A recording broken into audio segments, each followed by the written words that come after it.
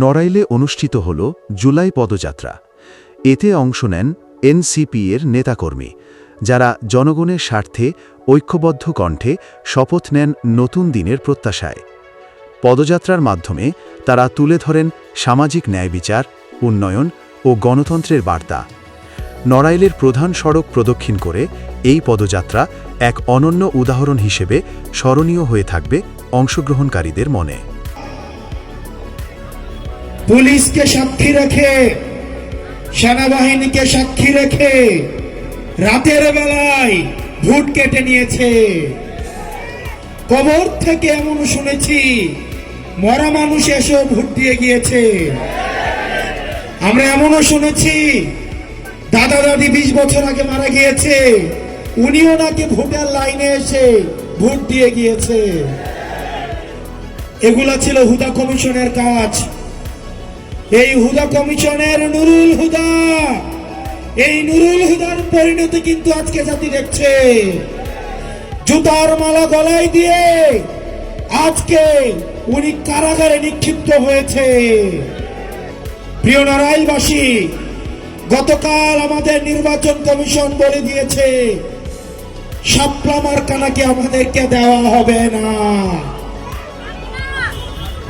প্রিয় নড়াইলবাসী, আপনারা জেনে থাকবেন তারা মিটিং করেছে আজকে, কিন্তু মিটিং হওয়ার আগে গতকালই তারা ফলাফল জানিয়ে দিয়েছে।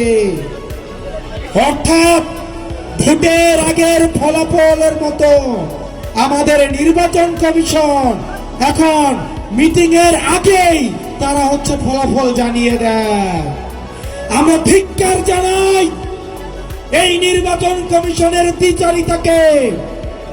তারা মিটিং করেছে আজকে, তারা কিভাবে গতকালই তারা ফলাফল তারা জানিয়ে দেয় যে তারা শাপলা মার্কাকে তারা দিবে না। আপনাদের রিমোট কন্ট্রোলটা কোথায় সেটা কিন্তু আমাদের জানা আছে। প্রিয় নির্বাচন কমিশন, প্রিয় নির্বাচন কমিশন,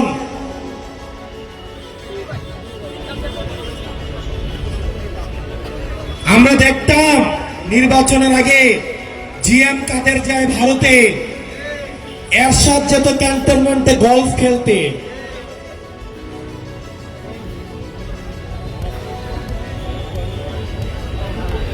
জিএম কাদের ভারত থেকে এসে বলতো যে আমরা সরকারের সাথে কথা বলে সিদ্ধান্ত নিব যে আবার আমরা সরকারে থাকবো নাকি বিরোধী দলে থাকবো।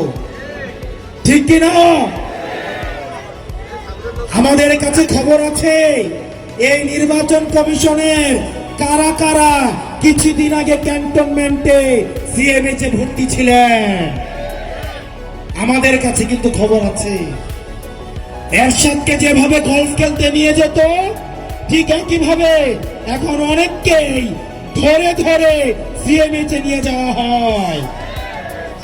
কোন জায়গা থেকে পরিচালিত হচ্ছে রাজনীতি যে কোথায় চলে। প্রিয় নড়াইলবাসী, আপনারা আমাদের সাথে থাকবেন।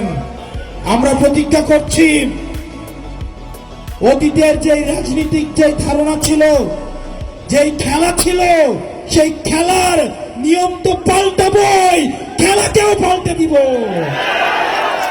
এই রাজনীতিবিদদের জন্য আমরা কঠিন করে অবশ্যই ছাড়বো, অবশ্যই ছাড়বো, অবশ্যই ছাড়বো। আমরা রাজনীতিবিদদেরকে জনগণের কাছে জবাবদিহি করতে আমরা বাধ্য করব।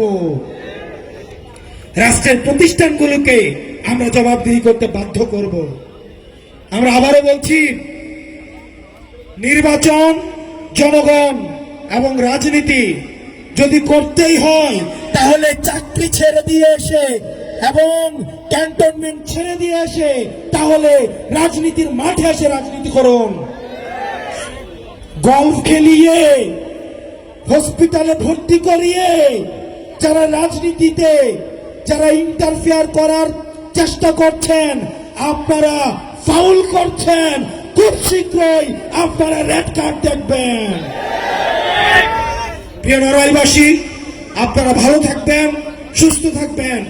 আপনাদের সাথে খুব শীঘ্র। আপনি দেখছেন আগস্ট 5 বিডি। পরবর্তী সংবাদ সবার আগে পেতে সাবস্ক্রাইব করুন, পাশে থাকুন।